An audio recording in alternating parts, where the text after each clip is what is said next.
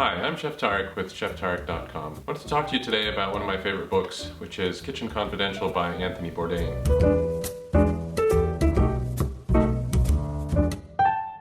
Anthony Bourdain, sadly, is no longer with us, but he was quite an incredible person and was a great writer and a great storyteller. I mean, he's written a lot of books and I really enjoy many of them. In fact, probably all the ones I've read I enjoy very much, but I very much enjoy Kitchen Confidential. The reason is this was his first book and it was him shedding a light on a world that a lot of people don't understand and know very well, which is the world of restaurants and kitchens and professional cooking. So he went on a trip to Europe with his parents and developed a taste for interesting and unusual foods, and ever since then he started to really develop his palate and get a strong interest in food. He went to university but dropped out and then went into the cooking industry. He worked in several kitchens and then ended up going to the Culinary Institute of America where he became a chef, then started to work in New York restaurants and moved his way up to becoming executive chef of several different restaurants. The reason that I really liked his book, and I think the reason that it sort of struck a chord with me, is because I used to work in kitchens and there's something about that world that's very magical in a way. The things that I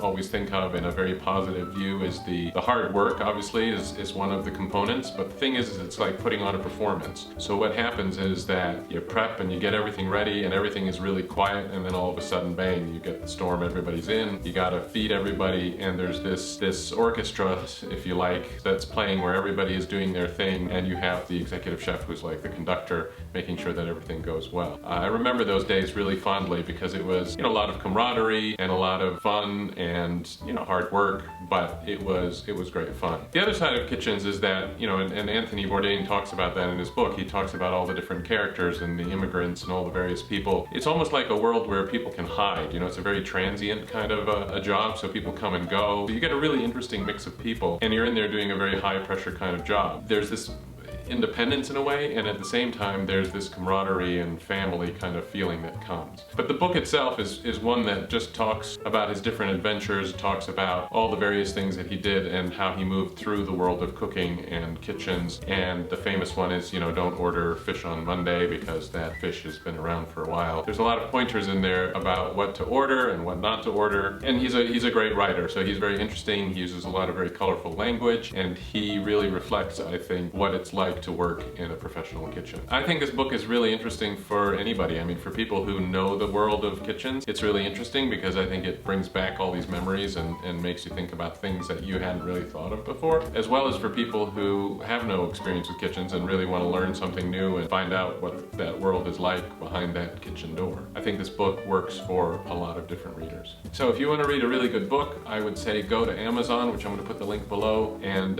order a copy. I think you will be happy with it. If you like this video, please go ahead and give it a thumbs up. If you've read this book, please let me know what you thought about it in the comments below.